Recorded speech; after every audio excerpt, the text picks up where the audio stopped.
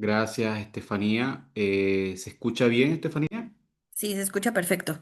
Perfecto. Probemos, Daniel, prueba por favor compartir y hablar.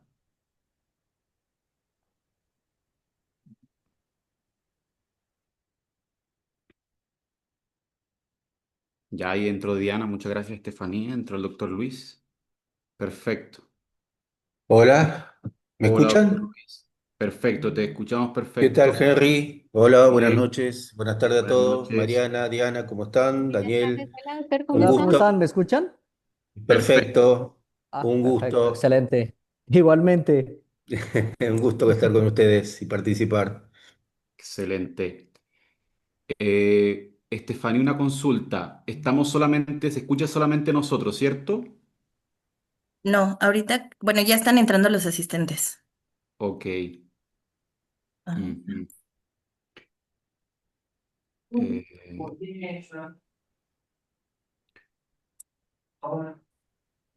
si quieres, Daniel, prueba a compartir tu pantalla rapidito. Ujú. A ver que esté todo bien. Vi que había un Sí, montón de inscriptos, ¿eh? sí, tenemos 535. Uf, importante. Un grupo importante. Aunque se conecten 10, estamos bien. Nosotros a Es veces cierto. en el comité con 40 saltamos. Sí, sí, sí. Ya, perfecto. Ponle nomás, se ve perfecto, Daniel.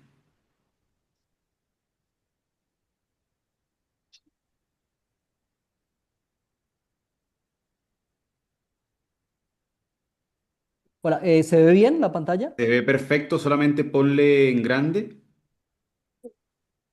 en presentar. Presentación. Sí, listo. Perfecto, muy bien, pasa perfecto, sin ningún problema. Pasa Ya, bien. eso Listo. sí, sin ningún problema. Dale nomás. Diana, Excelente. si quieres, dale tú nomás. Entonces, ¿dejo de compartir esta? Eso, deja de Listo. compartirla.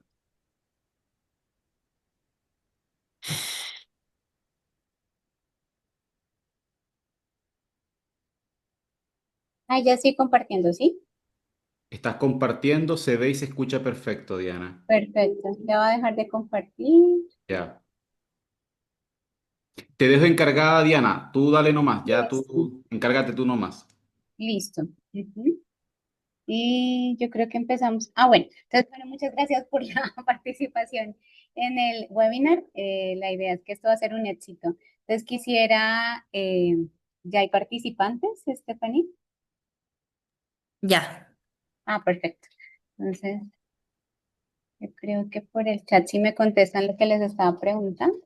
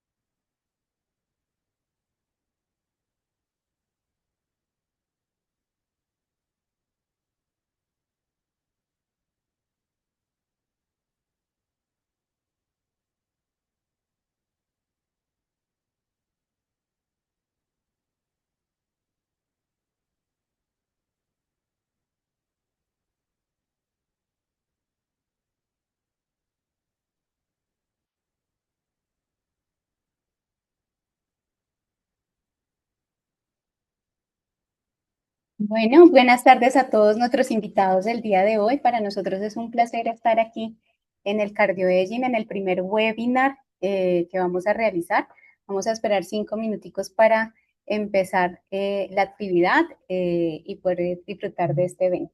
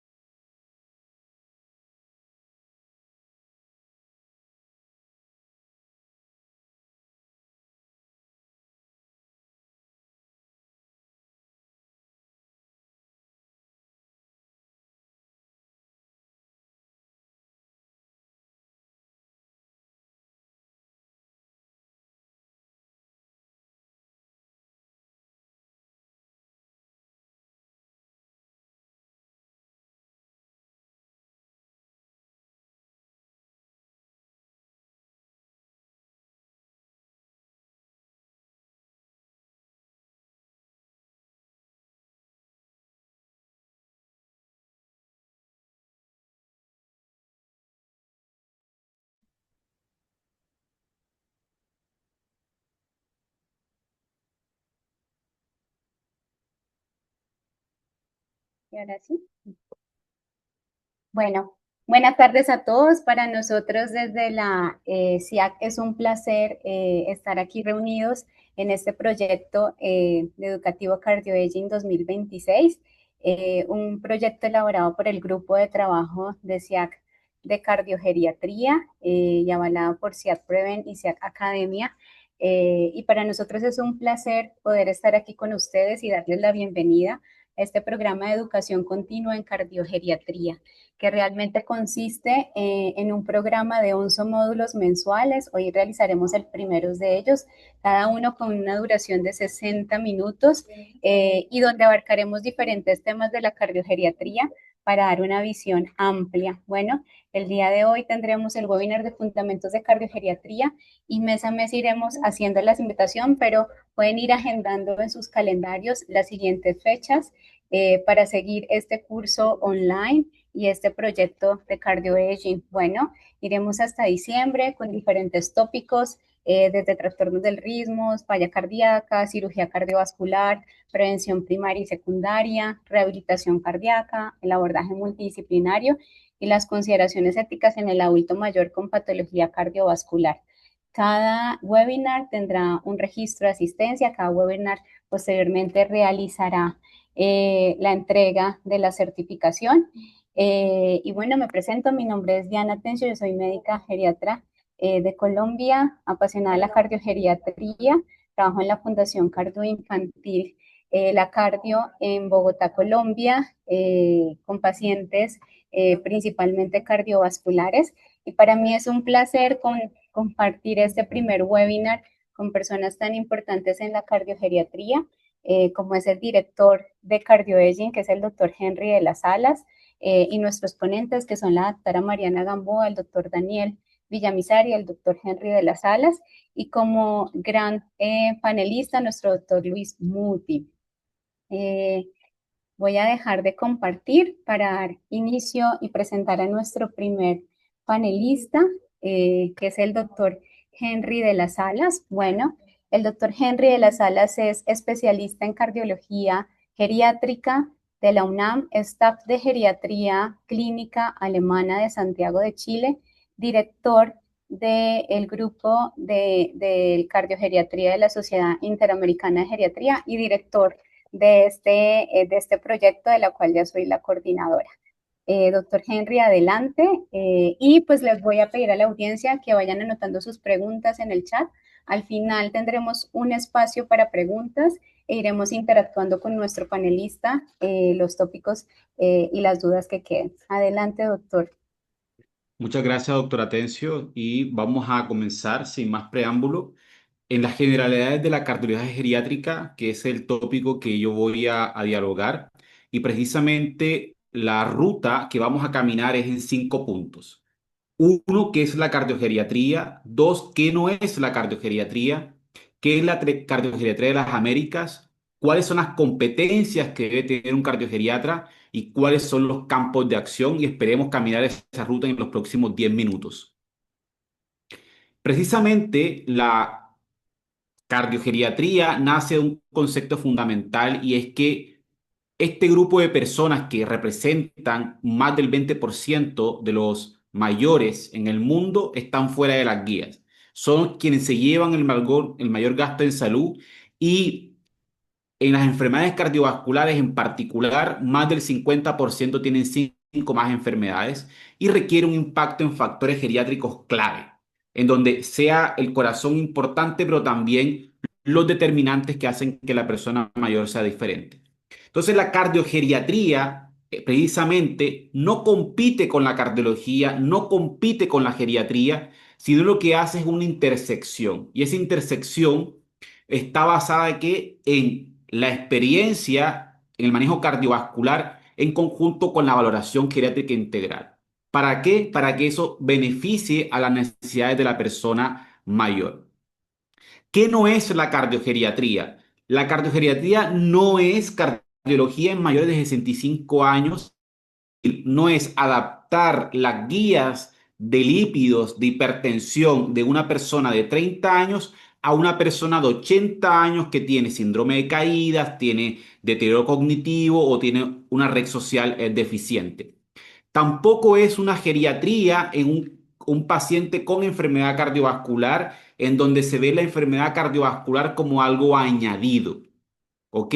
Porque eso no permite, si no se puede ver la complejidad del paciente mayor con enfermedad cardiovascular, se puede dejar de dar terapias o sobredar terapias.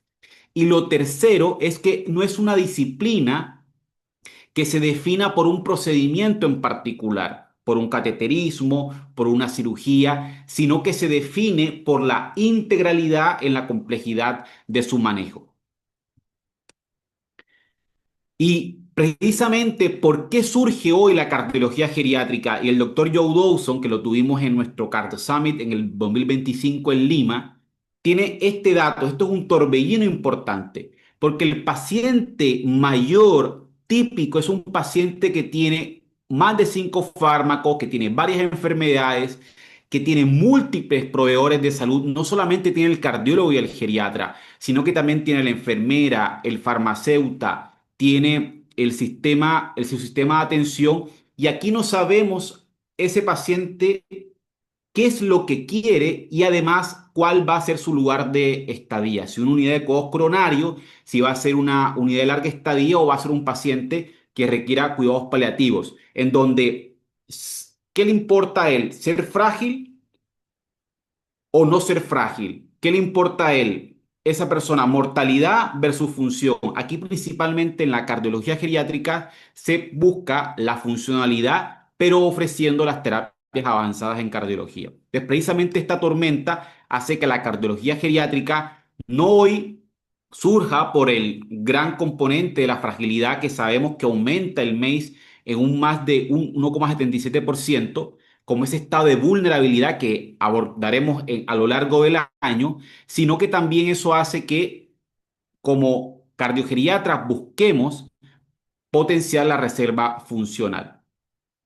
Entonces, ¿de dónde sale esto? Esto no nació hoy, no nació hace 10 años, nació hace más de 70 años. Y los estudios pivotales a la derecha, nosotros lo acabamos de publicar hace más o menos unos 7 meses, en donde comentamos la historia de la cardiología geriátrica en Latinoamérica. Si ustedes ven a la derecha, el estudio Framingham, el Baltimore, fueron estudios pivotales, seminales, en donde se hace una asociación entre envejecimiento y riesgo cardiovascular.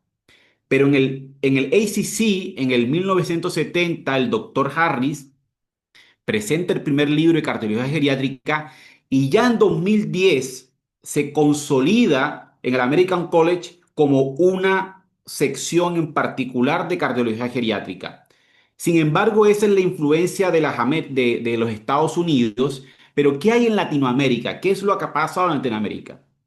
Somos la Sociedad Interamericana de Cardiología y nos interesa la integración de Latinoamérica, y precisamente son dos países en la parte académica pioneros. Por un lado, el INCOR en Brasil con el doctor Luis Gastão Costa, Carvalho do Cerro, que en el INCOR crean la primera clínica de cardiogeriatría, y por su parte en portugués y por su parte a principios del siglo XXI, el maestro Luis Alberto Lacy Ojeda crea el primer servicio de cardiología geriátrica y el curso de alta especialidad en la UNAM.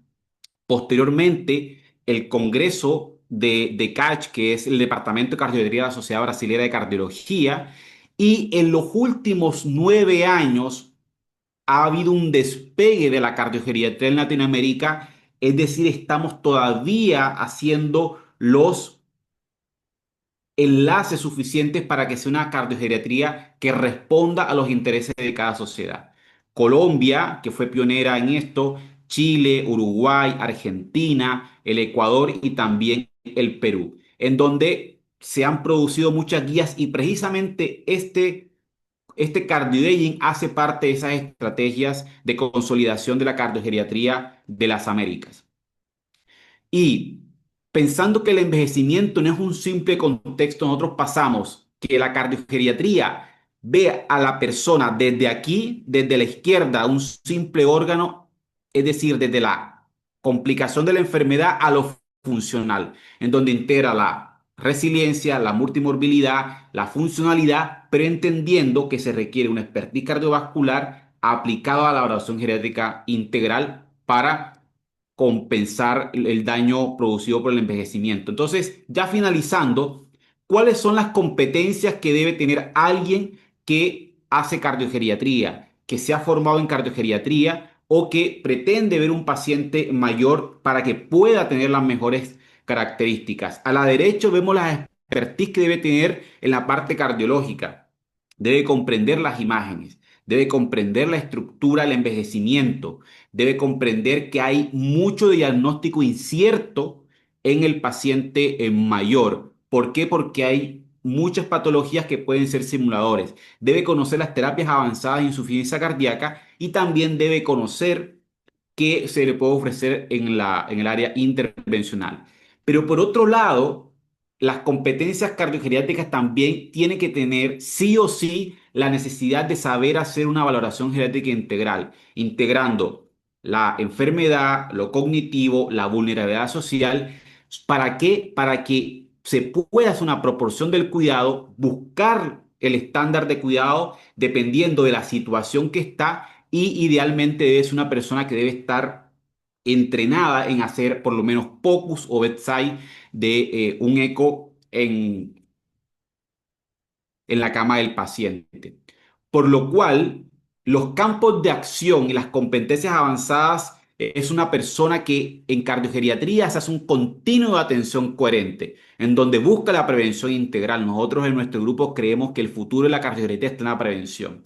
Dos, sigue la enfermedad. Tres, hace un seguimiento exhaustivo. ¿Por qué? Porque hasta el 30% de los pacientes cardiópatas se hospitalizan a los 30 días porque no tienen un seguimiento y requiere un lenguaje que sea común a la persona mayor y multidisciplinar. Por lo cual, la cardiogeriatría es la disciplina que reconstruye la medicina cardiovascular cuando el envejecimiento transforma al paciente no en un órgano, sino en un sistema. Y eso hace que se vuelva un componente estructural de la cardiología contemporánea. Así que muchas gracias y espero las dudas más adelante. Gracias, doctora Diana. Excelente, doctor. Bueno, tenemos a nuestro panelista, el doctor Luis Muti. Bueno, doctor, ¿cómo está? Hola, sí, ¿cómo está? Buenas Bueno, noches, ¿qué bien. tal? Un ¿Qué gusto. piensa usted de lo que es la cardiogeriatría? Sí, sin Después de duda esta es una, magistral presentación del doctor Henry.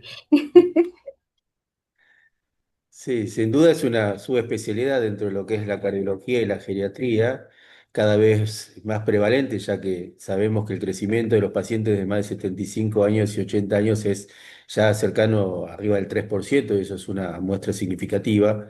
Sí sabemos que son subvalorados porque tenemos pocos estudios pivotales, como dijo Henry, que nos permiten saber qué pasa, pero sí es un continuo entre lo que es la fragilidad y los síndromes geriátricos, ¿no? Y como él mostró, existe varias esferas en las que el paciente, el adulto mayor, se complementa, que es la funcional, la nutricional, la mental, la social y la sarcopenia. Y en eso debemos interactuar. Cada vez tenemos más pacientes ancianos con más fragilidad y fragilidad. Sabemos que el 90% de los pacientes de más de 75 años o son frágiles o prefrágiles y menos del 10% tienen un estado de vigor, que es lo que lo hace autoválidos, ¿no? Y la dependencia cada vez mayor. Por eso interpretar lo que es específicamente esta subespecialidad es muy importante, formar médicos para esta especialidad es muy importante e interactuar socialmente no solo con el paciente, sino con el grupo familiar para saber cómo tratarlos, porque a veces tenemos inercia en el tratamiento porque tenemos temor por su fragilidad, las caídas, los episodios psicopales, los traumatismos, y eso es importante también valorarlo cuando nosotros hacemos los scores. Por eso entender lo que explicó Henry de lo que es actualmente la cariogeriatría y lo que no es la cariogeriatría es fundamental. Perfecto, muchas gracias, doctor. Y a continuación, nuestro segundo panelista, el doctor Daniel Villamizar, pues compañero y gran colega, amigo de Colombia.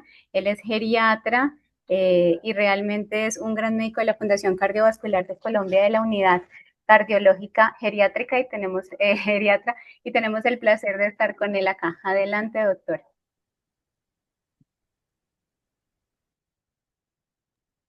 ¿Me escuchan? Sí, señor. Perfecto. Bueno, en primer lugar, muchas gracias a los organizadores del evento por la invitación y a todos los presentes que se están conectando para este evento.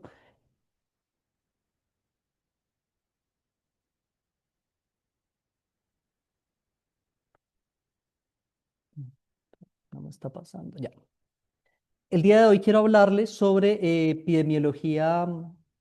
El día de hoy quiero hablarles sobre la epidemiología cardiovascular en la persona mayor. Y lo primero que hay que tener en cuenta es que hacia 2020 teníamos 1.000 millones de mayores de 60 años y se estima que esa cifra va a crecer a 1.400 millones en 2030, de tal forma que una de cada 6 personas será mayor de 60 años y esta cifra se incrementará a 2.100 millones para 2050. Latinoamérica no escapa a esta realidad. En 2015 teníamos 70 millones de mayores de 60 años, pero esta cifra va a crecer para 2030. Se estima que sea en 119 millones de mayores de 60 años, lo que implica un aumento del 59%. Esto se refleja en el comportamiento de las pirámides poblacionales, donde en 1950 teníamos pirámides progresivas y luego, en la medida en que pasa el tiempo, las pirámides se van volviendo más pirámides estables para proyectarse hacia pirámides regresivas, es decir, de una base más angosta con un cuerpo ancho. En América Latina esta situación sigue ocurriendo, no nos escapamos a esta realidad y se observan en 1950 las pirámides progresivas, luego las pirámides estables y se proyectan para 2100 pirámides ya regresivas. ¿Por qué ocurre este fenómeno? Porque la tasa de fecundidad ha disminuido con el tiempo, de tal forma que, por ejemplo, en Colombia tenemos 1,65 hijos por cada mujer, y fíjense que todas las cifras de los otros países que observamos acá están en un punto cercano. Y a su vez, la expectativa de vida en América Latina y en el mundo en general, pues está incrementando con el tiempo. Y definitivamente esta realidad es tan tangible que hasta los memes dan cuenta de ello, como observamos acá, donde ya las personas no tienen hijos, sino gatos esterilizados. ¿Por qué esta situación es relevante en la cardiología? Porque la primera causa de muerte en los mayores de 70 años es la enfermedad cardiovascular seguida del cáncer, pero en América Latina no nos escapamos de esta realidad y tenemos el mismo comportamiento. La primera causa de muerte es la enfermedad cardiovascular seguida del cáncer. Y esto se explica en parte por la mayor prevalencia de factores clásicos de riesgo cardiovascular en la población adulta mayor, donde tenemos que los mayores de 70 años van a tener una prevalencia de hipertensión arterial, por ejemplo, mayor del 70%. Y esto a su vez se asocia a mayor prevalencia de enfermedades cardiovasculares como cardiopatía isquémica, falla cardíaca, enfermedad cerebrovascular y enfermedad arterial oclusiva. Sin embargo, ¿por qué razón sigue siendo la enfermedad cardiovascular la causa número uno, a pesar de que tenemos avances en el tratamiento médico farmacológico, en hemodinamia, en cirugía cardiovascular y conocemos bien esos factores de riesgo clásicos y sabemos cómo intervenirlos? Porque definitivamente el adulto mayor es un paciente más complejo con factores de riesgo diferentes a los factores de riesgo clásicos de mortalidad cardiovascular, como la fragilidad, la comorbilidad, la polifarmacia y las variables sociales que también tienen impacto en la morbimortalidad a nivel cardiovascular. Es decir, que pensar que todos los adultos mayores son iguales, que existe un adulto mayor típico como se observa en esta foto, es un error. La regla general en el adulto mayor es la heterogeneidad, donde encontramos tantos tipos de adultos mayores como proyectos de vida hay. Adultos mayores que se dedican al rock, de hecho ellos tienen un geriatra que los acompaña en las giras, tristemente no soy yo, pero lo tienen. Personas que parece que el tiempo no les pasa, personas recibiendo un doctorado después de los 90 años o corriendo maratones, un jugador de ajedrez de 95 años versus uno de 4 años, pero también adultos mayores dependientes, pero también los que hacen CrossFit. Y en ese sentido, tenemos diferentes perfiles de pacientes, robustos, prefrágiles, frágiles, dependientes, y acorde a esos perfiles se definen las terapias y los objetivos de cada una de las terapias que se le ofrecen a estos pacientes. Y con respecto a la fragilidad, podemos observar que definitivamente hay una relación bidireccional entre la fragilidad y la enfermedad cardiovascular. La fragilidad se asocia a mayor prevalencia de enfermedad cardiovascular y la enfermedad cardiovascular a su vez se asocia a más prevalencia de fragilidad, como lo observamos en estos 3 estudios, donde ustedes pueden observar que a mayor fragilidad, mayor prevalencia de enfermedad cardiovascular. Y esto tiene impacto en la mortalidad. Incluso en este trabajo de pacientes con síndrome coronario agudo se puede observar que la fragilidad tiene un impacto en la mortalidad mayor que el observado en la escala Grace, comúnmente utilizada en evaluar la mortalidad en los pacientes con síndrome coronario. Pero esto no aplica solo al síndrome coronario, aplica a todas las patologías. Por poner un ejemplo, en la estenosis aórtica severa podemos observar cómo a medida que hay más fragilidad, que aumenta el Critical Fragility Scale, también eso tiene impacto en la mortalidad. Y a su vez el adulto mayor tiene mayor comorbilidad. Podemos separarla en carga de comorbilidad cardiovascular y no cardiovascular. Fíjense, vuelve otra vez la hipertensión a estar en más del 70% de los pacientes. Podemos encontrar también una alta prevalencia de enfermedad coronaria, de fibrilación auricular, pero también fíjense que dentro de la comorbilidad no cardíaca encontramos la anemia, la enfermedad renal crónica y el EPOC, factores que se han asociado a mal pronóstico a un año en el escenario de pacientes con síndrome coronario agudo. Pero fíjense que cuando acumulamos más enfermedades de estas, aumenta la mortalidad en los pacientes con síndrome coronario agudo, pero eso no aplica solo a las comorbilidades cardiovasculares, sino también a las no cardiovasculares en la medida en que se van incrementando. Y aparte, para hacer esto aún más complejo, una cosa es la transición demográfica en los países desarrollados y otra en los países en vías de desarrollo, como los países latinoamericanos, porque mientras que a los europeos les tomó 150 años adaptar sus sistemas de salud al cambio demográfico de la población, nosotros solo tuvimos entre 25 y 40 años y eso tiene unas consecuencias importantes. Menor preparación de los sistemas de salud, mayores tensiones sociales, carga laboral, retraso en la edad de pensión, carga de cuidador, maltrato al adulto mayor, etcétera, que por ejemplo en Colombia se reflejan en estos datos. El 41% de las mujeres adultas no tiene ingresos propios, solo el 23% de los adultos mayores tiene pensión. El 20% de los mayores de 59 años no tiene educación formal y dentro de los adultos mayores más del 50% está en el rango de pobreza. Eso que implica una mayor demanda a los sistemas de protección social, a la sociedad y a la familia. Incluso en un estudio que estamos por publicar, nosotros encontramos que en los pacientes mayores de 75 años con síndrome coronario agudo hay una asociación entre la residencia en área rural y la mortalidad a 2 años en ese tipo de pacientes. Pero no solo impacta en la mortalidad, sino también hay relación con la discapacidad. El riesgo cardiovascular, entre más alto sea, se asocia a más dependencia para actividades básicas de la vida diaria, pero a su vez la relación es bidireccional porque a mayor discapacidad también mayor mortalidad por enfermedad cardiovascular. Otro factor importante es la polifarmacia. Como dijo el doctor Henry, la regla es la polifarmacia en los adultos mayores. Pero si tienen en cuenta que el 50% de los medicamentos se prescribe, se dispensa y se consume en forma inapropiada, y que el adulto mayor de 60 años consume una tercera parte de los medicamentos prescritos, y que a su vez una tercera parte de los adultos mayores consume más de 5 medicamentos en forma continua, es decir, está en polifarmacia, tenemos un gran problema acá.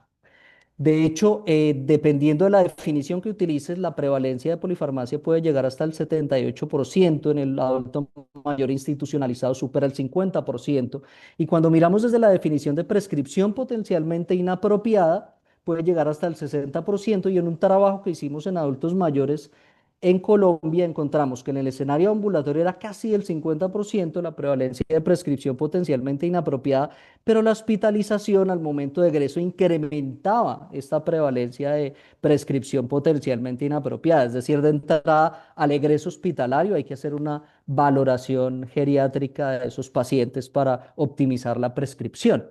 Y esto cuesta dinero. Se estima que en 2010 el gasto que se destinaba por paciente adulto mayor en los Estados Unidos en medicamentos era casi de $3.000. Y si miramos todo el conjunto de esa población adulto mayor, se invirtieron más de $100 billones en esos pacientes. Y en Latinoamérica no nos escapamos a esa realidad. En este estudio chileno se encontró que en 2012 el gasto que representaba el sistema de salud era cercano al 0,45% del Producto Interno Bruto.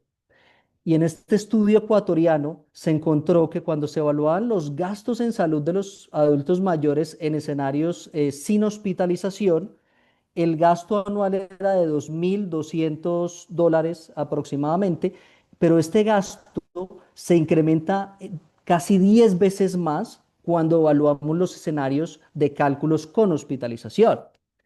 ¿Y será que las guías de práctica clínica nos van a resolver este problema? Definitivamente no, porque el adulto mayor frágil con pluripatología, rural, con síndromes geriátricos, es otra cosa y las guías no alcanzan a cubrir la realidad de ese paciente. ¿Cuáles son las limitaciones de estas guías? Se basan en resultados de ensayos clínicos que excluyen al adulto mayor o solo incluyen a los mejores adultos mayores, se limitan a tratar una patología y no tratan la comorbilidad ni la pluripatología. ¿Y esto en qué se traduce? En más polifarmacia, más interacción medicamento, medicamento y medicamento, enfermedad.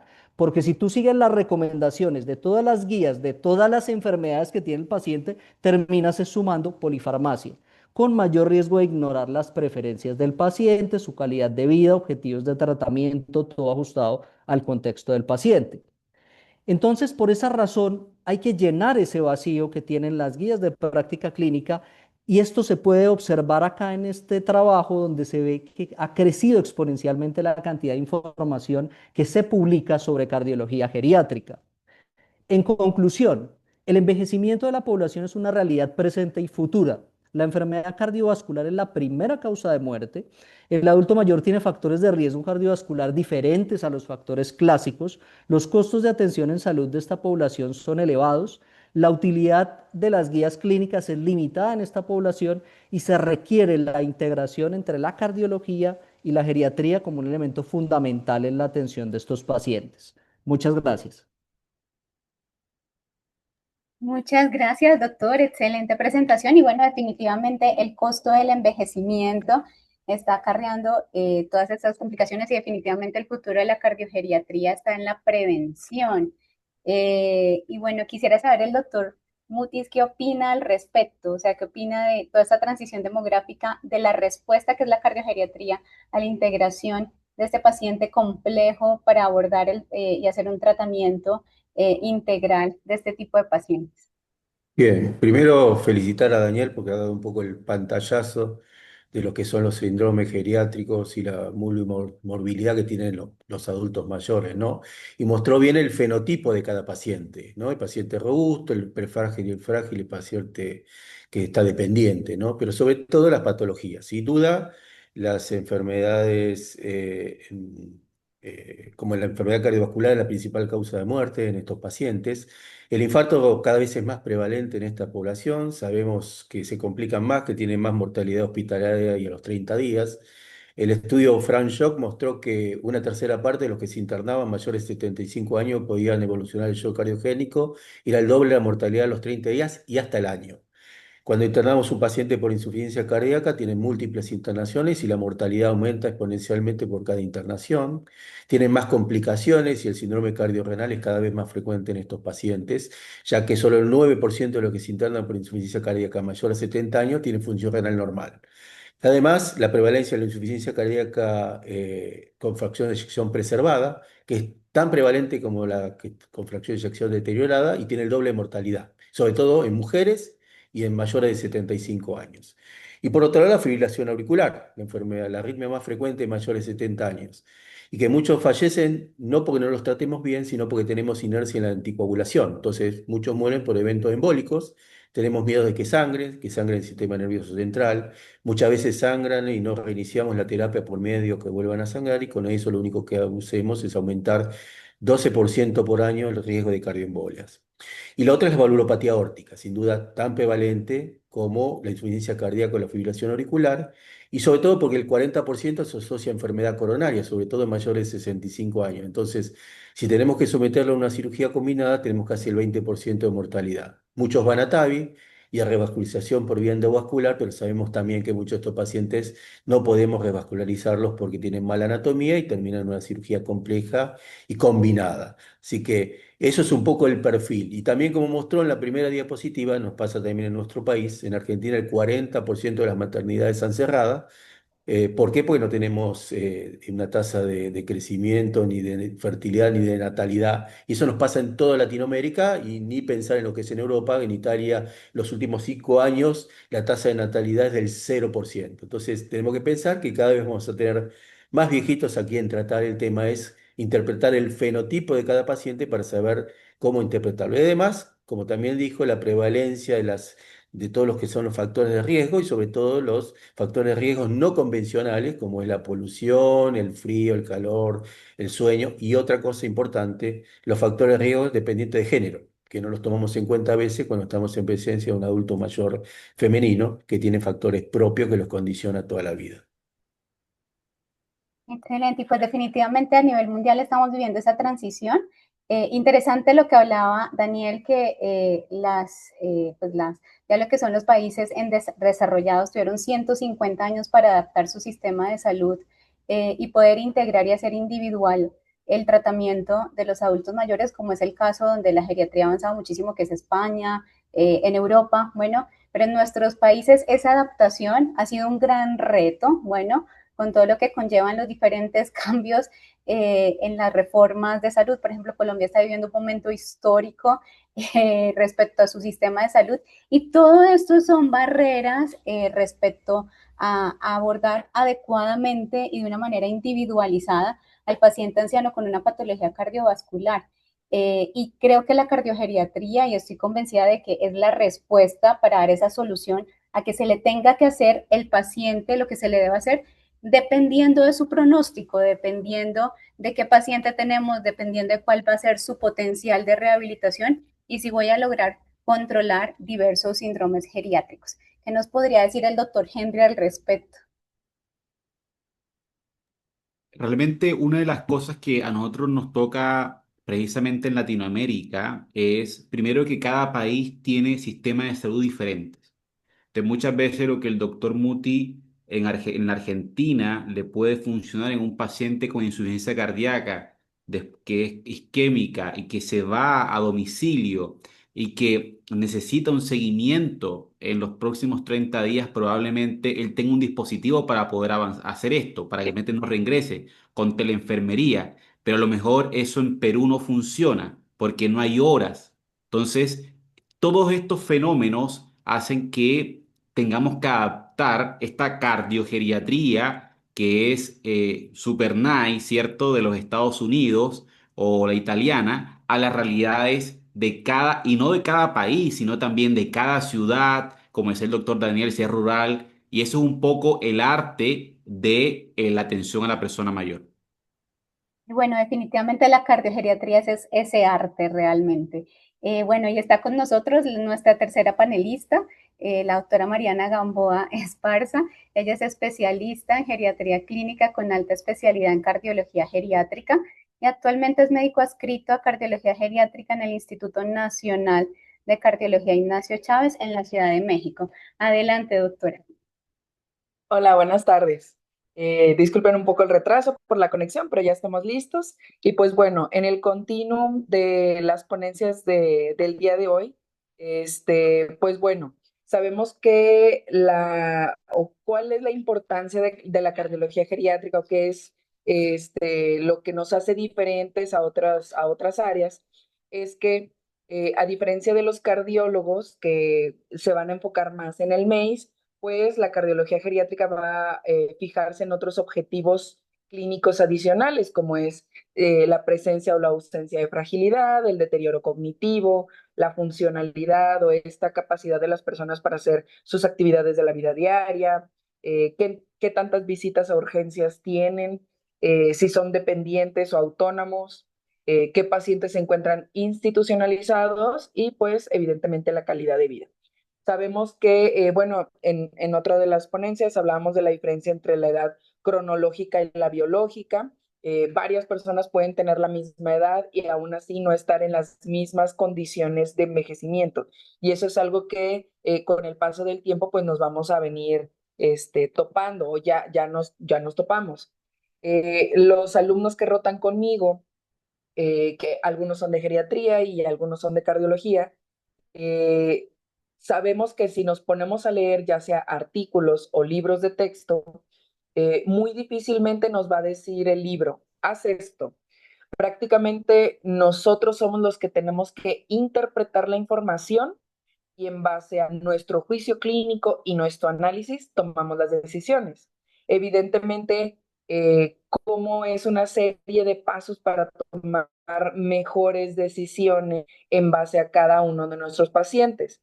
Hay algo que a mí me gusta mucho que es hacer un listado de problemas completo. Les recomiendo un video en YouTube que pueden buscar como Larry With, por el doctor Lawrence With. Él generó el que es Problem Oriented Medical Record, o sea, el expediente electrónico como en sus inicios. Y este video que pueden buscar en YouTube está en blanco y negro, donde él explica cómo hacer un listado de problemas y cómo tenemos que organizar nuestra línea de pensamiento, identificar todos los cabos que pueden quedar sueltos en un paciente. Una vez que identificamos todo, podemos organizar los problemas en base a prioridad. Evidentemente, pues el corazón termina siendo de los demás prioridad. Si comparamos otro tipo de problemas como a lo mejor algo ortopédico o algo cutáneo o algo gastrointestinal, por lo general el corazón tiende a ser de los problemas más importantes porque son problemas que comprometen la vida. Digo, también puede haber patologías pulmonares, concomitantes, pero organizar el listado de problemas va a hacer que nosotros tomemos mejores decisiones. En base a eso podemos ver el riesgo y el beneficio de cualquier terapia que nosotros vayamos a proponer, ya sea de cardiología intervencional.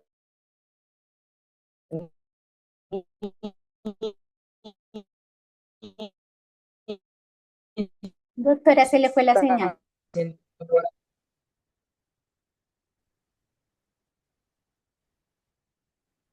¿Me escuchan?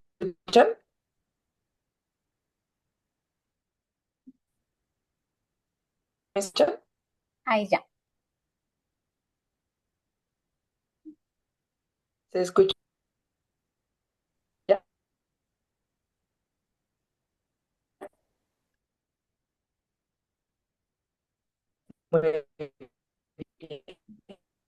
Yo No se creería, escucha. Mariana, que lo que podrías hacer Listo. es sacar el video. Entonces, Ujú. Tiene algunos problemas de conexión, se ve, por Eso eso. sí. Sí, yo creo que mientras que lo vas comentando, si quieres, baja el video y de ahí te quedas con el audio. Eso ahí. ahí ya me escuchan. Perfecto, Muy perfecto. Nada bien. más comparte la Entonces, pantalla nomás. los recursos, ajá, los recursos con los que contamos, que pueden variar de país a país, de hospital a hospital, y evidentemente el recurso humano, saber con qué especialistas contamos. Hay hospitales o hay países que todavía no tienen geriatras. Evidentemente cardiólogos sí van a tener, pero geriatras hay áreas donde todavía no hay suficientes entrenados. Siempre para la toma de decisiones tiene que haber una comunicación bilateral, tanto el paciente como los familiares, sobre todo porque puede haber cosas que no es lo mismo la capacidad de entendimiento del paciente que nuestra capacidad para explicar. Y eso es algo que le comento a mis alumnos. Uno puede explicar muy bien, pero si el paciente sigue sin entender, tengo que buscar otra manera para explicarme, ya sea en el tipo de intervención que quiero proponer, si el paciente está en un contexto paliativo o si hay que tomar algún tipo de decisión.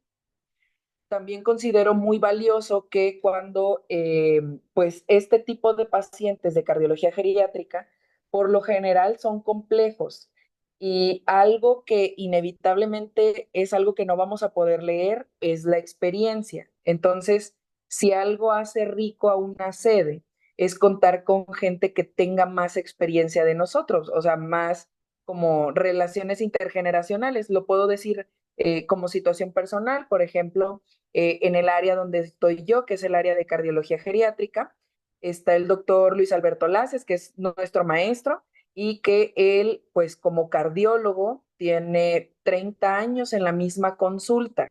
Entonces, habrá cosas que yo como geriatra haga mi evaluación o mi valoración geriátrica integral, pero el doctor Laces, que tiene muchos años de convivir con geriatras y de ser cardiólogo, puede darnos el ejemplo del expertise, porque genuinamente a lo mejor yo puedo decir algo de un paciente, de yo considero que este paciente ya no está para cirugía cardíaca por esta situación. Y habrá ciertas cosas que él me diga, es que a mí ya me tocó un paciente así y sí tolero la cirugía. O viceversa, habrá cosas que yo sea muy valiente y diga de que yo creo que sí se puede, porque a lo mejor hice este tipo de escala, este tipo de evaluación, y el doctor Laces a lo mejor me va a decir, ya me han tocado estos pacientes y en mi experiencia ha pasado esto. Entonces, genuinamente es algo que se tiene que comentar entre personas de diferentes especialidades y de diferentes generaciones. Yo creo que el hecho de la manera de trabajar es que sí se concentre este tipo de pacientes en una misma área del hospital, por ejemplo, o regional, o ya depende de cada país, para que pueda irse creciendo este tipo de experiencias o de seguimientos de casos, porque va a haber cosas que nosotros no podamos, pues sí, evidentemente todavía no hay evidencia, pero con la evaluación completa podemos irnos haciendo de estos casos y tomar mejores decisiones. Evidentemente, detectar las transiciones de cuidado, que es cuando más los pacientes sufren exacerbaciones, y hay que hacer grupos de trabajo con sesiones fijas. Eh, por ejemplo, les puedo compartir que ahorita en el Instituto Nacional de Cardiología tenemos algo que se llama Amilo Day. El Amilo Day consiste en un grupo que es interdisciplinario que organizó el doctor Enrique Berríos, que es el jefe de la consulta externa y es el jefe de la clínica de miocardiopatías, pero él nos juntó a todos, al nefrólogo, al hematólogo, a la genetista, a mí de geriatría, junto al especialista en falla cardíaca, junto a los especialistas en miocardiopatías, junto a los de piso, a los de trasplante, y un día al mes nos juntamos a comentar todos los casos de amiloidosis. Habrá pacientes que sean jóvenes y que a lo mejor yo no los tenga que evaluar, pero por lo general, pues como es una enfermedad que muchas veces afecta a los adultos mayores, a mí me piden, por ejemplo, la valoración geriátrica integral en cuanto a la funcionalidad, la fragilidad, la autonomía, etcétera. Y cada quien sabe qué papel tiene en ese equipo. Entonces, no duplicamos esfuerzos y comentamos los casos de manera colaborativa, y es algo que, por ejemplo, ahí todos en conjunto decidimos si el paciente es candidato a tafamidis o no, si el paciente ya está recibiendo tafamidis, se le da seguimiento y lo comentamos en las sesiones. Entonces, creo que este tipo de organización hace más rica la experiencia de los grupos de trabajo, y finalmente al paciente le va mejor, porque de hecho también nos ha tocado que nos comentan casos de otros hospitales, porque ellos saben que como grupo nosotros ya estamos coordinados y estamos ya acostumbrados a tomar las decisiones, etcétera. Entonces, habrá quien tenga dudas y nos comenten casos. Entonces, en esas sesiones lo hacemos, ¿no? Y pues recordar que ahora se habla más de las soft skills, que son aquellas habilidades que vamos aprendiendo para toma de decisiones, comunicación, trabajo en equipo, hablar en público, y esto también nos ayuda, ¿no? Entonces, esto es lo que hace diferente a la cardiología geriátrica. Eh, este diagrama quiero explicar cómo, de hecho también es de parte de un artículo que Henry nos puso, que es muy completo, la verdad es que léanlo, sí se los recomiendo, que habla acerca de cómo tomamos las decisiones. Entonces, los pacientes, voy a colocar mi puntero, los pacientes estables, a lo mejor puede haber autonomía cardiogeriátrica. ¿Qué significa? Que el cardiólogo va a tomar sus propias decisiones y que el geriatra va a tomar sus propias decisiones. Pero si estamos en una situación estable, a lo mejor podemos estar en un equilibrio. Va a haber situaciones en las que haya incertidumbre intermedia, y ahí sí se tenga que discutir entre cardiología y geriatría. Y en los pacientes que tengan pues complejidad más elevada, Sí, evidentemente va a haber un grupo de trabajo, pero el cardiólogo es el que va a liderar el equipo. Entonces, ese tipo de decisiones o en cuanto a la complejidad clínica, nosotros podemos ir dividiendo a quién va a tomar la decisión final, ¿no? Entonces, sí, evidentemente hay incertidumbre porque no hay guías clínicas, pero también poco a poco, si hacemos este tipo de concentración de pacientes en ciertas clínicas, va a hacer que la gente se vaya siendo experta cada vez más y pues al fin y al cabo los pacientes les vaya mejor. Ahora, si somos poquitos los que nos dedicamos a la cardiología geriátrica a nivel mundial, a nivel Latinoamérica, evidentemente sí se puede sobrecargar la mano porque uno espera que pues sí, a lo mejor un grupo de personas haga todo, ¿no? Mamá, papá, hermano a la vez. Entonces, pues sí tenemos que ir incluyendo cada vez más gente para poder promover la cardiología geriátrica, la rehabilitación, determinar qué herramientas son las más apropiadas para evaluar a los pacientes, incrementar a los participantes en los ensayos clínicos controlados, etcétera. Evidentemente, como decíamos en el grupo, pues promover la prevención primaria, aunque los pacientes tengan más de 75 años, porque estamos viendo que estos pacientes sí están viviendo más. Pues evidentemente va a estar la duda si el sobretratamiento, si hay sobretratamiento o hay un infratratamiento, pero el hecho de que haya grupos de trabajo nos pueden establecer la riqueza de quienes tienen experiencia, de la evidencia que va saliendo día a día y de cada quien en su área de expertise, los cardiólogos diciéndole lo que ellos tienen en entrenamiento, los geriatras, etcétera. Y pues bueno, lo que yo propongo es que si en sus hospitales no hay grupos de trabajo, dar este primer paso y formar grupos donde uno de manera amable pueda como integrar equipos, porque también hay gente que a lo mejor el ego no les permite formar equipos, pero la verdad es que no podemos ser estas personas si queremos progresar en esta área, ¿no? Y pues evidentemente nos está alcanzando la cantidad de gente mayor que está sobreviviendo y alguna vez les comparto, me dijo un compañero, seguramente tú ni pacientes tienes, porque los pacientes mayores de 80 años seguro se mueren. Eso me decía un compañero cardiólogo. Y yo le decía, pues la verdad es que no, porque ahorita la cardiología ha crecido tanto y hacen tan bien las cosas que esa gente no se muere y llega al geriatra. Entonces, pues evidentemente está viviendo gente que antes no sobrevivía y tenemos que incluir cada vez más estudiantes de pregrado, de posgrado, para poder hacer investigaciones pertinentes, no solamente descriptivos. Y pues bueno, les comparto, al menos en mi caso personal, estoy cursando una maestría en habilidades docentes porque evidentemente tenemos que diseñar nuevos ambientes de aprendizaje para tener más alcance y más permanencia este tipo de conocimiento, porque ya son otro tipo de generaciones de alumnos, otro tipo de pacientes que tienen acceso a más información y que evidentemente van a cuestionar más nuestras decisiones. Y pues muchas gracias, compañeros. Muchas gracias, doctora. Bueno, increíble realmente. Los grupos de cardiología geriátrica cada vez cobran más importancia, cada vez el cardioteam, donde geriatría, donde otras especialidades hacen parte de este equipo, hacen un rol importante en nuestro desempeño diario y sobre todo para tomar decisiones en el adulto mayor con patología cardiovascular. Y bueno, al doctor Luis Muti, que ha sido nuestro panelista, él es médico cardiólogo, vicepresidente comité del adulto mayor de la FAC y es director de la Academia de la FAC y miembro del Comité de Enfermedades Cardiovasculares en la Mujer. Yo quisiera saber qué opina él de la creación de estos grupos, qué opina él de hacia dónde va la cardiogeriatría con los cardioteam. Y también invitar a la audiencia a que nos escriban las preguntas. Vamos a abrir ya los últimos minutos para contestar preguntas. Algunas ya han sido contestadas en el chat. Pero están disponibles las preguntas estamos todos los panelistas para contestar. Adelante, doctor Luis.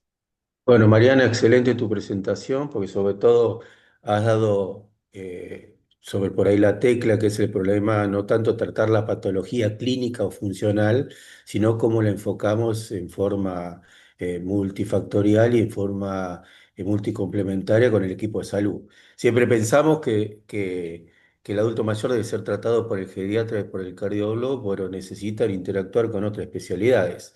El deterioro cognitivo, la demencia, el delirio lo podemos manejar, pero si el especialista colabora, lo vamos a manejar mejor. El paciente que está en sarcopenia lo podemos manejar, pero si el paciente está muy debilitado y pide su estado de vigor, sin duda necesitamos el aporte del nutricionista. Si el paciente tiene un deterioro de la función renal, necesitamos el nefrólogo que nos ayude y colabore. O sea, interactuar con todas las especialidades, pero no dejar de lado el entorno familiar. El paciente que es autoválido es más fácil. Hay estudios que demuestran que dos terceras partes de ello dependen de un familiar directo, como es un hijo o una hija, pero cuando el paciente está geriatrizado, ya esa actividad la cumplen el lugar de internación. Y muchos de esos lugares no están preparados para eso y no tienen la contención social y mental que necesitan. Por eso la interacción con el grupo familiar también es importante porque colabore en el tratamiento, sobre todo en la esfera mental, que es fundamental. Pero sin duda la creación de equipos multidisciplinarios sería la clave, porque manejar una patología aislada, como puede ser un paciente que ha sufrido un infarto, es mucho más fácil. Pero cuando el paciente tiene una multimorbilidad y tiene tantas patologías y tanta mortalidad, necesitamos un equipo de salud que colabore siempre con la contención. Y mejorar lo que es la polifarmacia, indicar en forma mejor la prescripción y desprescripción, en forma más adecuada. Eso también es importante que nos entrenemos para eso. Sabemos también que en pacientes por ahí que sufren caída, desprescribir un antihipertensivo disminuye el 20% de la probabilidad de caídas y eso también es importante. O sea, debemos aprender también a prescribir, prescribir en forma racional, que es algo que por ahí también nos falta. Pero bueno, Mariana, de nuevo felicitarte. Y bueno, el camino creo que está ahí, en crear unidades multidisciplinarias en la atención de nuestros viejitos, ¿no? Perfecto. Y bueno, tenemos dos personas que quieren interactuar con nosotros, el doctor Alberto Barón. Adelante, doctor. Muchas gracias, Diana, Henry y los otros panelistas. En primer lugar, más que pregunta, lo primero que quiero hacer es felicitarlos por la iniciativa de esto y por el desarrollo. Realmente han sido unas charlas fantásticas que hemos aprendido mucho. Y definitivamente la cardiología geriátrica está cambiando porque el mundo cambió y nosotros tenemos que adaptarnos a eso. Y la experiencia que he tenido, que por ejemplo hace 10 o 15 años era muy difícil aprobar un paciente mayor para una intervención. A la luz de hoy creo que es más difícil rechazarlo porque tenemos muchas más herramientas, mucho mejor conocimiento, sabemos cuándo sí tienen un chance y, y una cuestión que no podemos olvidar jamás que con todo esto podemos ver el riesgo de mortalidad, el riesgo de futilidad, todo eso lo podemos aclarar, pero a veces se nos olvida el punto más importante y es en los pacientes lúcidos respetar su deseo, su voluntad y su expectativa de vida. Y agradezco también a la doctora Mariana que me hizo recordar algo de mi juventud porque mencionó la historia clínica basada en evidencia, que yo recuerdo hace un poco más de 40 años cuando yo me estaba especializando en cardiología, salió el boom de esa historia, realmente ayudaba mucho a organizar el pensamiento y poco a poco se nos fue desorganizando al punto que llega el paciente por dolor abdominal, lo encontramos con arritmia y se nos olvida que tenía dolor abdominal. Muchas gracias de nuevo. Muchas gracias, doctor. Y sí, efectivamente, hemos atravesado varias etapas de la historia clínica y la medicina basada en la evidencia, la medicina basada en las guías clínicas, pero realmente es la individualización y la aplicación de todos los conceptos al paciente. Y bueno, adelante el doctor José Antonio Villamizar, tiene una pregunta.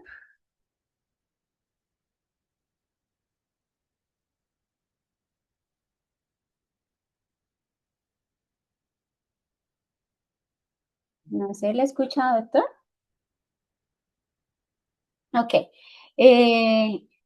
Hay una pregunta, Diana, en el chat. No sé, quiero que tú, que trabajas en la cardio, creo que eres la indicada para esa pregunta. Dice la pregunta, lo hace la doctora Emma de Espinal, ¿cómo está integrado un grupo de cardiogeriatría? ¿Qué te parece a ti? ¿Qué piensas tú en tu expertise y tu amplio background en la cardio con el trabajo de que es un lugar de alta complejidad cardiovascular? ¿Qué crees tú? Bueno, entonces esto ha sido, la cardiogeriatría ha sido un viaje y un trayecto que ha sido realmente un proceso a cumplir la integración del grupo de cardioaging del Heart Team en la cardio ha sido todo un proceso que lleva alrededor de 10 años, bueno, y hemos tratado de integrar diferentes actividades. Entonces, en el grupo del Heart Team pertenecemos cardiólogos, hemodinamistas, cirujanos cardiovasculares, genetistas, si es una enfermedad, fisiatría hace parte del grupo, trabajo social, nutrición, falla cardíaca y geriatría. Bueno, ahora este es el gran grupo del Heart Team y cada paciente, si se debe ser sometido a la valoración del grupo, bueno, está determinado por el médico tratante, que puede ser cardiología, puede ser cirugía cardiovascular o puede ser geriatría, el que pida la opinión. Bueno, y tenemos diversos espacios para hacer las reuniones. Bueno, entonces en la cardio tenemos el programa de excelencia en la enfermedad coronaria. Entonces es un paciente adulto mayor que tiene una enfermedad coronaria y va a ser sometido a un procedimiento quirúrgico. Ahí nos reunimos el grupo que tenga que ver a ese paciente y tenemos una junta semanal. Nos reunimos con los pacientes de estructuras, de enfermedades estructurales, sobre todo valvulopatías. Entonces ahí entra el grupo de hemodinamia, cirugía cardiovascular, ecocardiografistas, geriatría. Y realmente es en los pacientes en los que haya dudas, en los que tengamos que hacer la discusión donde el beneficio o el no hacer el procedimiento no está tan claro, ¿sí? Entonces son ese tipo de pacientes que se presentan en la junta donde el Heart Team lo hace. Y tenemos el grupo de cirugía cardiovascular, que también se hace una junta. Entonces, en la semana hacemos 3 juntas y cada uno de los miembros pues discute el paciente y lleva sus beneficios o sus pros, sus contras respecto al tratamiento que le vamos a ofrecer a un paciente. Pero esta es una institución referencia, ¿sí? Esta es una institución de cuarto nivel donde tenemos todas las subespecialidades, donde tenemos todas las especialidades de cardiología y donde tenemos un gran foco en este paciente cardiovascular. Bueno, probablemente en otros centros el Heart Team deba ser conformado por quien pueda tener la posibilidad de tomar la decisión y de dar un aporte para cuál va a ser el manejo del paciente. Entonces yo creo que más allá de la experiencia es qué recurso tenemos para formar un grupo de Heart Team o de toma de decisiones en el paciente con patología cardiovascular, qué podría aportar cada uno de los integrantes y cómo podríamos aportar para tomar la decisión en este paciente. Bueno, más que tenga que ser una camisa de fuerzas de que el Heart Team tiene que estar conformado por, ¿sí? Yo creo que principalmente si va a estar un cardiólogo, un geriatra, y el hemodinamista o cirujano cardiovascular sería como la base del grupo y tener acuerdos entre servicios de le hago el procedimiento, qué le voy a ofrecer, le hago el procedimiento, será benéfico o fútil, le hago el procedimiento y qué espero de mi paciente. Bueno, esa es la gran pregunta.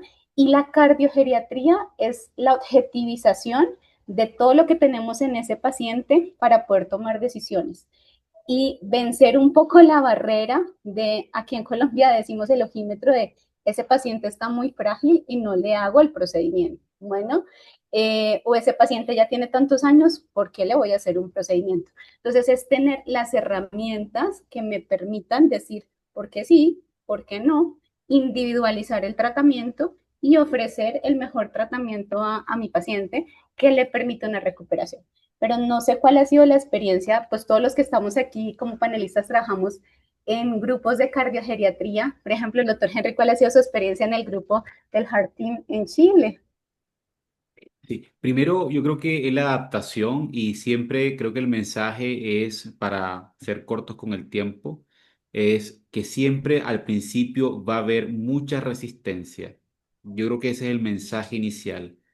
Va a haber mucha resistencia. ¿Por qué? Porque ya sea de un lado u otro, existen los egos de los equipos que yo me reí un poco cuando Mariana siendo Mariana es mi coerra, así que la conozco muy bien, y los egos en este mundo de las enfermedades cardiovasculares es fuerte, y yo creo que lo primero hay que tener mucha resiliencia desde la geriatría y la cardiología para poder entrar a comprender que es un área nueva, que muchas veces los equipos de cardiología y de geriatría no tienen por qué a priori entender qué le puedes aportar tú como geriatra, qué puede aportar un cardiólogo, qué puede aportar un kinesiólogo, qué puede aportar una enfermera. Entonces la experiencia un poco es, lo primero es tener mucha paciencia y la experiencia es, al comienzo es aceptar y meterse en la junta de tratamientos donde se ha demostrado que hay beneficio de la valoración genética integral. Y son los pacientes que van a intervencionismo, que van a TAVI, que van a Mitraclip,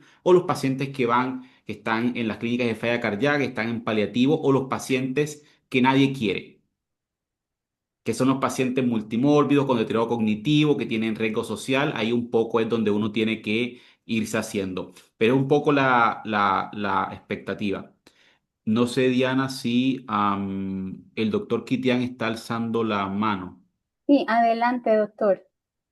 Ya lo permito ver. Y nos quedarían 2 minuticos de preguntas y los esperaríamos en el próximo webinar, que sería el 19 de marzo. Yo creo que antes que después que hable Gerson, si te parece, doctor Atencio, ahí puedes hacer una pasadita de la presentación que hiciste al comienzo como para recordar a la audiencia y que se programen, si te Claro parece, que sí. como coordinadora. Doctor Kitian, dele nomás. Bueno, muchas gracias. Igual que el doctor Barón, felicitaciones. Excelente todo, así como lo mencionó. Yo quisiera en un minuto o menos redondear todo eso que se ha hablado desde los puntos de vista de grupos de trabajo, de unidades funcionales como tal de cardiogeriatría. Eh, el geriatra líder de nuestra unidad de cardiogeriatría acá en Bucaramanga, en Santander, Colombia, es el doctor Daniel Villamizar. Yo soy el cardiólogo líder de esa unidad, tal vez no porque nadie nos haya escogido y nos haya hecho, sino porque por lo mismo que estamos todos conectados en este momento, aprendiendo cada vez más, decidimos, ¿sí? Con base en todas las necesidades que fuimos viendo en la población mayor, cómo iba creciendo, y nada, le hicimos, arrancamos, empezamos a aceptar esos pacientes que, como decía Henry, de pronto ya como que nadie quería, en las puntas, todas las situaciones de complejidad, eh, dábamos nuestra opinión, nadie de pronto la tiene en cuenta, y hemos estado en estos últimos 5 años al punto que podemos decir que no se toma una conducta, ya sea cardiovascular, hemodinámica, incluso vascular periférica, en pacientes mayores, que no pase primero por algún concepto que bien sea de Daniel o bien sea de ambos, que podamos nosotros aportar. No puedo decir que siempre vamos a tener la razón, ni uno ni otro, y no se trata de eso. Y también ya la doctora lo mencionaba, nada de ego, sino seguir adelante, ganar o perder. Realmente nosotros no estamos buscando eso, sino seguir, digamos, creando experiencia. Y en el momento en que todo esto que estamos haciendo y empieza a dar resultados y todo lo que nosotros estudiamos, investiguemos, le vamos a ir dando el peso a esa evidencia cada vez más. Bueno, un abrazo a todos y felicitaciones una vez más. Totalmente de acuerdo. Y bueno, queremos darle paso a nuestro último, a nuestro último autor en las preguntas del día de hoy, que sería el doctor Pepe Luis. Adelante.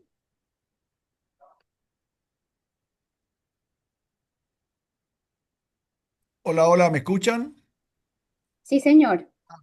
Bueno, no me llamo Pepe Luis, me llamo Luis Cámara, lo que pasa que con la otra formulación que hice no tenía, eh, el Zoom no me reconoció, entonces puse un nombre de fantasía, otra y ahí aparecí. Quiero decir la experiencia que nosotros tenemos. Yo estoy en el Hospital Italiano de Buenos Aires y yo he generado hace 30 años un programa de medicina geriátrica que empieza en la atención primaria. Toda persona de 65 años atendido por médicos internistas, clínicos y geriatras dentro del mismo grupo. A partir de Obviamente la tremenda base de la cardiología, básicamente yo diría que tiene que ver con el TAVI, digamos, con las válvulas. Nosotros hemos armado un programa específico de valoración a los pacientes con estenosis aórtica severa, si el paciente era, entre comillas, quirúrgico o no era quirúrgico, si iba para tratamiento médico o para tratamiento con un procedimiento endovasculares.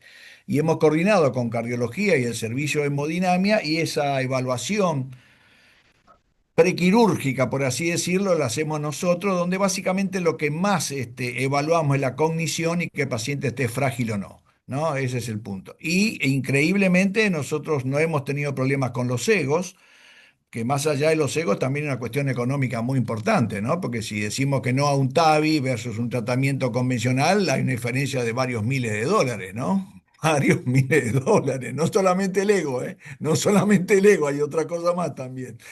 Pero la gente de cardiología de hemodinamia ha sido muy sensible a nuestra opinión. Nosotros no vemos a todos los pacientes ancianos con los cardiólogos en común. Vemos los que son complicados, pues estamos manejando una población de prácticamente 70.000 personas bajo nuestro cuidado. Sería volumétricamente imposible ver a todos. No sé si queda claro.